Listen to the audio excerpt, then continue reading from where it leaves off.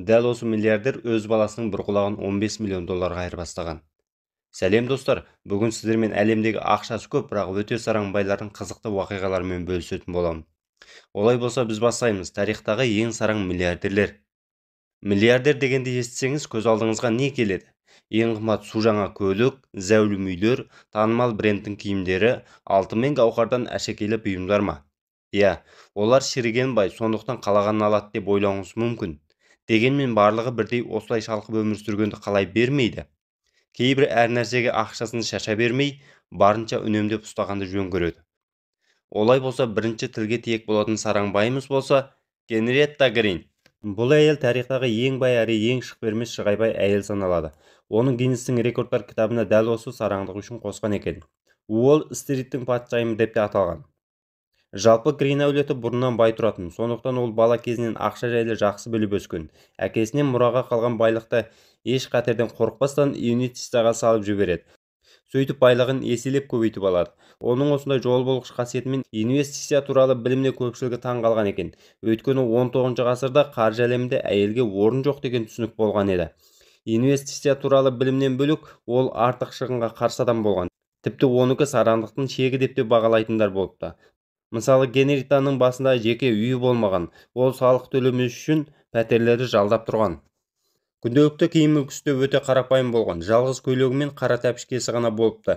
Әбден кірлеген кезде бір жууға береді екен, сондағысы сабын мен ыстық суды үнемдеу үшін.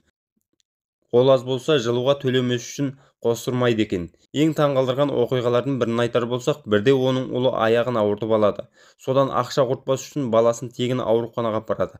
Дәрігерлер баланың жағдайын айтып, дұрысы ақылы ауруханаға көрсету десе де, ол келіспей, ақыры ұлын өзі үйінде емдейтін болып шешеді. Үйге алып кеткеннен кейін ұлында гангрена пайда болып, ақыры аяғын кесіп тастауға мәжбүр болады. 1957 жылы Forbes журналының сараптамасы бойынша Жон Пол Гетти әлемдегі ең бай адам болып танылған. Ол әкесінің берген ақшасына шағын жер алып кәсіп бастамақ болады. Кейін ол жерден мұнай кені табылып, мол ақшаға кенеледі. Оның кризис кезінде де ақшаны күректеп табатын қасиеті болған екен. Бірінші дүниежүзілік соғыс кезінде де, ұлы депрессия шағында да солай болыпты. Қанша жерден шалқыған бай болса да, ол ақша шығындауға келгенде өте тақыс болатын. Өз тұратын үйінің алдына таксофон орнатып қойғызған екен.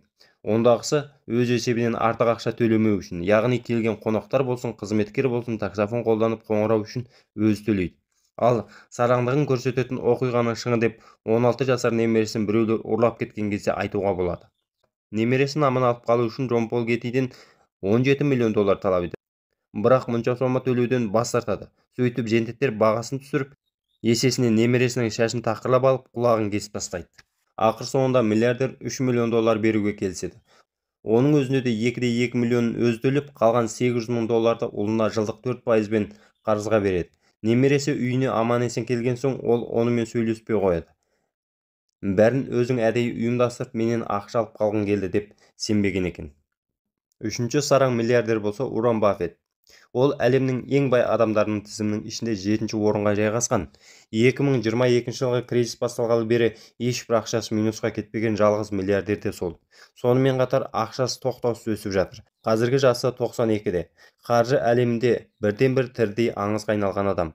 Ең алғашқы акциясын 11 жасында сатып алған. Сөйтіп өмірлік тәжірибесіне сүйене отырып белгілі бір ережелер қалыптастырған. Мысалы, мынадай ережесі бар. Бағалы қағазды сатып алған соң күту керек. Бастапқы алған бағадан бірнеше есе өскен кезде ғана сатқан жөн. Ол 32 жасында миллионер атанып, 80-ші жылдары миллиардерге айналды. 2008 жылы жер бетіндегі ең бай адам атағына ие болды. Бір қарағанда шалқыған бай дерсіз. Дегенмен оның басты ережесі тапқан ақшасын 100% үнемдеп қалу. Оның айтуынша ақшаны шашпау керек. Қайта бюджетіңізді одан ары көбейтудің қамын жасаған абзал. Баффет әлі күнге дейін сонау 1958 жылы сатып алған үйінде тұрады. Үнемшіл деген нөмірі бар ескі көлігімен жүреді. Жедел дайындалатын тағам желілерінен тамақтанады. Тіпті нарықта құлау байқалған кезде гамбургер бағасы $1 арзандады дегенді естіп барып, гамбургер жейді екен. Бірақ сараң дегенмен де оның қайырымдылыққа жаны құмар. Ол көмекке мұқтаж адамдарға ақшалай қолдау білдіруді әлемдегі ең қарапайым іс деп бағалайды екен. Төртінші қайырымдылықтан өзге жердің бәрінде үнемдеп сараңдығымен көзге түскен тағы бір миллиардер Ханс Тау Синг. Сүт қаптамаларын жасаумен айналысып, әбден байыған. Тетра Парк компаниясының негізін қалаған Рубен Ротшильдтің баласы. Ханс 50-ші жылдары компанияның бас директоры болады.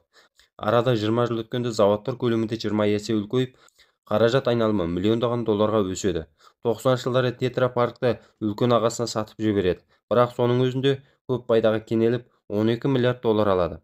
Оның үнемшіл сараң мінезін, онымен араласқанын барлығы да дерлік білген екен. Швейцарияда салық қымбат болып, ол 80-ші жылдары Ұлыбританияға көшіп кеткен екен. Сол жақта да ол өзінің сараңдығын көп көрсеткен. Мысалы, көкөніс немесе жеміс алатын болса, саудагермен аяғына дейін саудаласып тұрып алады екен.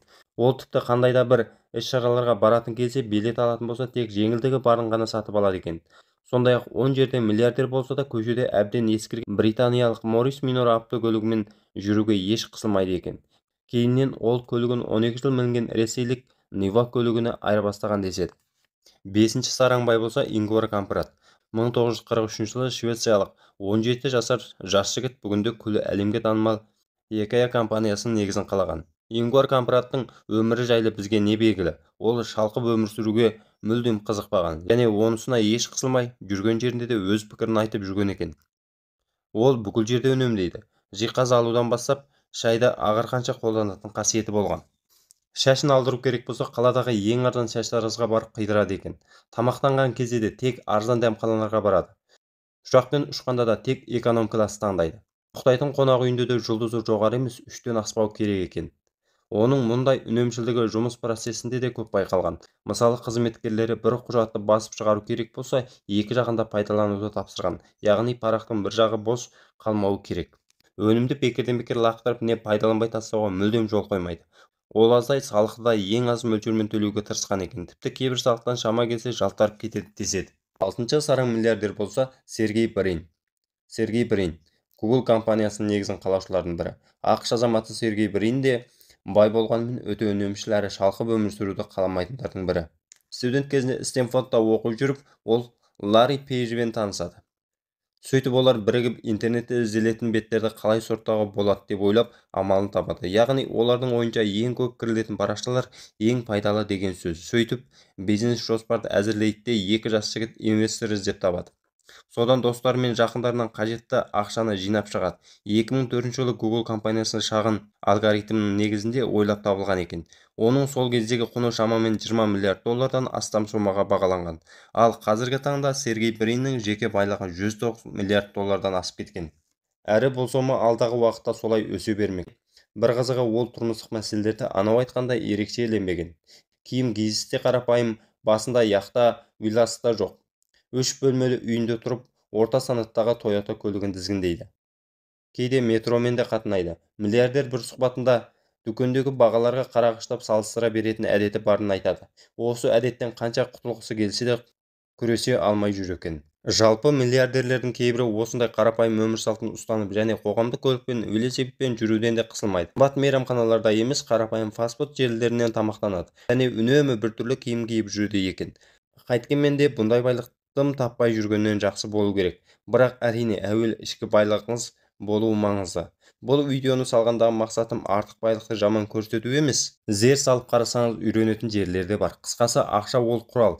Тек табудың жолын жақсы игеріп өз мақсатыңыз үшін пайдаланыңыз. Ақшаны жүрекке түсіріп алмасаңыз болды. Осымен видеомыз тамам. Егер видеоны лайк басып, достарыңызбен бөлісіп, қолдау қуаттап жіберіңіздер. Рахмет.